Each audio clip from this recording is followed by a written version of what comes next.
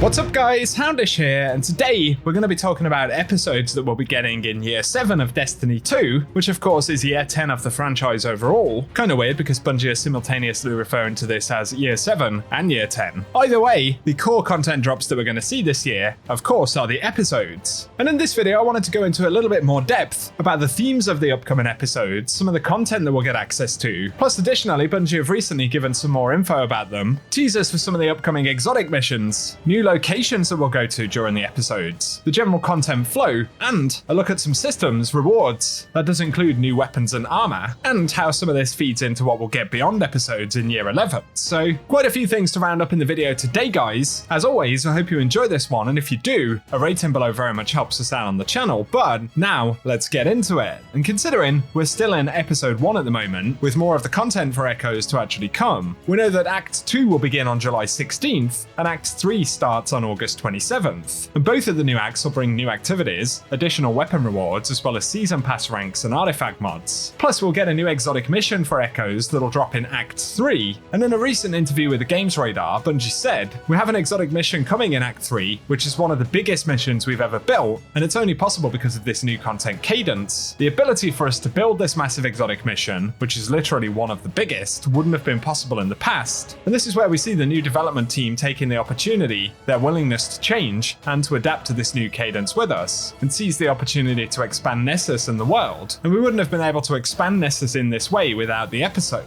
So an interesting teaser there for the exotic mission. Kinda curious that Bungie say it's one of the biggest that they've created. And based on what we know, that is something that we'll get access to at some point after the 27th of August. But while we're waiting for those upcoming acts, in Bungie's preview, we have seen additional areas that we'll get to discover during the acts. Plus Bungie have announced that we will see a live reveal for some of the content that we'll get in Act 2 in the first half of July. So in that sense, episode 1 is sort of rounded out. But then as we look to episode 2, which is called Revenant, this should be dropping at some point in around mid-October, we immediately get Reef vibes, and Bungie have said that episode 2 is going to be about fulfilling the Elixir prophecy of the Kell of Kells, and to put an end to the Scorn menace Fikrul once and for all. So this was from a new interview segment here. They say, "We've been dealing with Fikrul since Forsaken, as well as following the thread with Eramis and other characters like Mithrax for a while, and there's just no way to finish those threads and open new doors of what we could do with all these factions in the final shape, so Revenant is about following that thread and trying to deliver a satisfying conclusion for a bunch of the arcs that they've been telling with those characters, but also to set up the future of the Fallen in this particular era."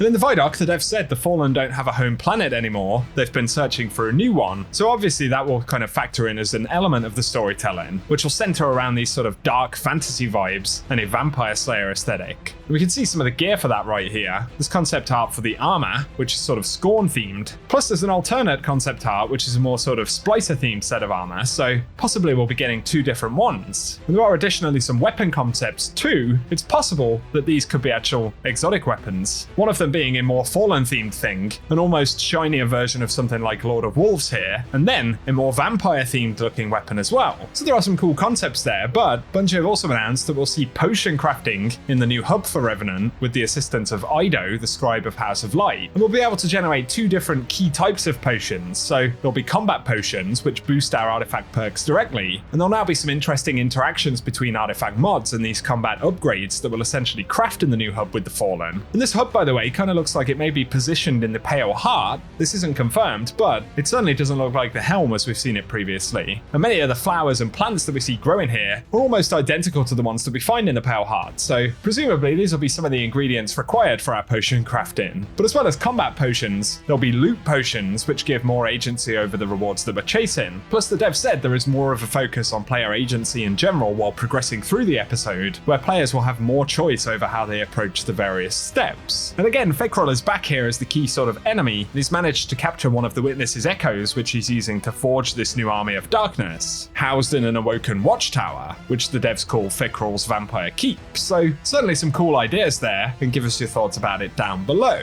As we head to Act 3 though, which is called Heresy, we get more kind of Saturn vibes here, and the devs spoke about the Dreadnought in a recent interview. They said there's going to be an ancient power stirring in its halls, with the warship now shedding its skin as it's brought back in Heresy with some big changes while also retaining iconic places that players will look for. And they say the events of the episode will send shockwaves through the Hive Pantheon, and while in recent years we've seen the story kind of doing different things with Savathun and Ziva Arath, but the Hive are in this strange place now where one of their gods is taking light. Of course that's in reference to Savathun, so they want to explore what that means for the future of the Hive, as well as opening up some doors for new stories to be told in the future. And we see plenty of concept art for the Dreadnought here, with those layers peeling back, and they say this will reveal new secrets, which not only applies to the destination but also to new weapons and armor. And we can see the weapons in particular are peeling back to reveal this new spooky sort of bony front. We see a fusion rifle, a glaive, what appears to be a linear fusion rifle there as well, that has a slightly different aesthetic to some of the other weapons that we see. So again, there's potential that that could be an exotic. So we're seeing a handful of different things from the set here, but also there will be 2 key new armor sets for Heresy as well. One of them is an Eris set, which makes us essentially part of Eris's squad, and this time it's not only sort of inspired by Eris's gear, but is almost identical to it. But then additionally, there will be a Hive ship navigator armor set, which takes cues from the Dreadnought,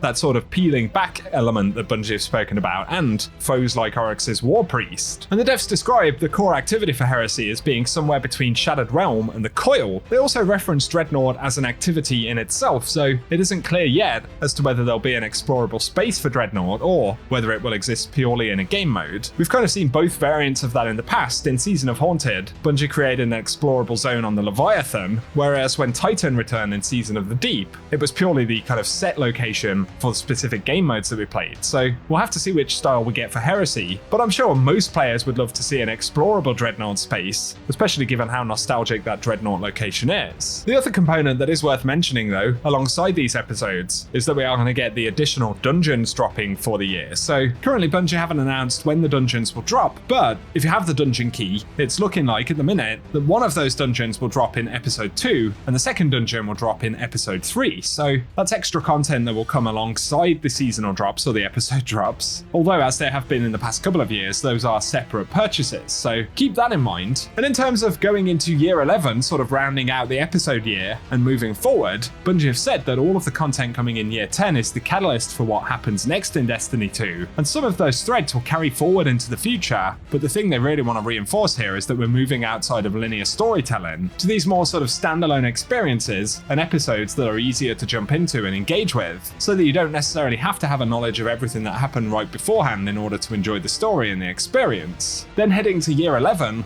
they say they're thinking about how we really start getting into the next journey after the episodes. And the goal overall is to get back to expanding our worlds and world building, expanding the universe of Destiny in general. But the dev here pauses and says, I think that's about as much as I should probably say about it. So I suppose a slightly more well-rounded look at the episode content coming up in the next few months, and how in concept at least, very loosely, that will lead into what Bungie have kind of codenamed as Frontiers at the moment, which is going to be dropping at some point in 2025. So give us your thoughts on everything that Bungie has spoken about there, guys. As always though, if you've enjoyed the video today, a rating really does help us out on the channel. Also be sure to get subscribed so that I can keep you posted with more Destiny content. And otherwise, for now, I appreciate you tuning in, and I hope you have an awesome day.